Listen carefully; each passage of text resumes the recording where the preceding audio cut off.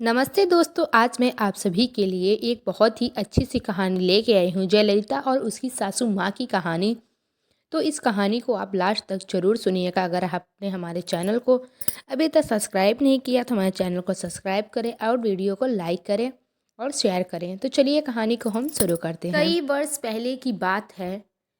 कारापुर जंगल के पास वाले एक गांव में जयललिता रहती थी। विवाह के पश्चात जब वह ससुराल पहुंची तो सासू माँ ने लपक कर उसे गले से लगा लिया, परंतु कुछ ही दिनों में सासू माँ जान गई कि बहू घर के काम में एकदम अनाड़ी है और अब क्या हो, घर तो चलाना ही था।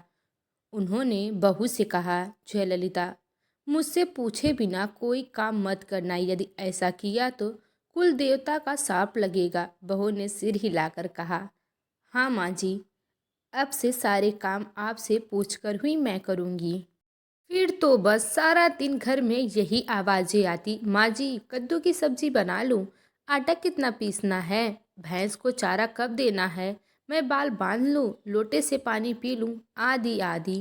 कुछ दिन तक तो सब ठीक ठाक चल रहा था। एक दिन मामूली से बुखार में सासू माँ चल बसी। अब क्या हो सकता था। जयललिता ने दिमाग लगाया और मिट्टी की सुंदर गुड़िया बनाई। उसी को वह सास मानकर घर का काम काज करती थी। कोई भी काम करने से पहले वह मूर्ति से अवश्य पूछती। उसके पति रामास्वामी ने भी कभी कुछ नहीं कहा। एक दिन जयललिता मूर्ति को अपने साथ बाजार लेके गई। सामान की खरीदारी करने से पहले सासू माँ की आज्ञा भी तो आवश्यक थी ना। उसने बाजार में सारा सामान मूर्ति से पूछ पाछ कर ही खरीदा।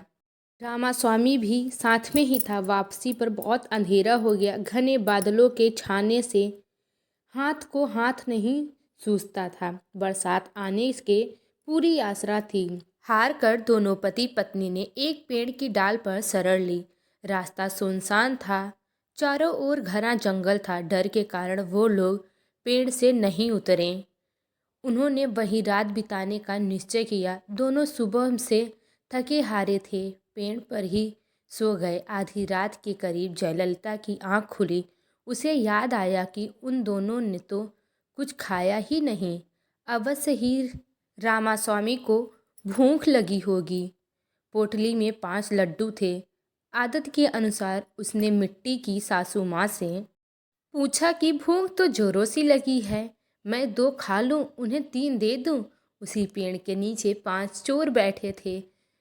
चोरों के माल का बंटवारा हो रहा था। जयललिता की आवाज़ सुनकर उन्होंने सोचा कि निश्चय ही कोई चुड़ैल उन्हें खाने की योजना बना रही है।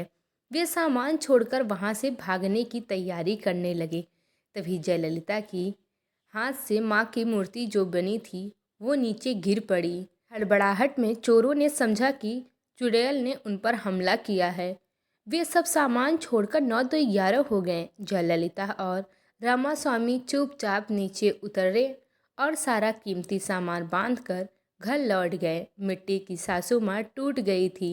रामास्वामी ने पत्नी को समझाया कि शायद माँ जी अब स्वर्ग चली गई हैं, उन्हें अधिक कष्ट नहीं देना चाहिए। जयललिता ने पति की बातों का आज्ञा का पालन किया और अपनी बुद्धि से गृह गृहस्थी अपनी चलाने लगी। तो दोस्तों, अगर आपको हमारी ये कहानी अच्छी लगी तो हमारे चैनल को लाइक करें, सब्सक्राइब करें एंड शेयर करें। धन्यवाद।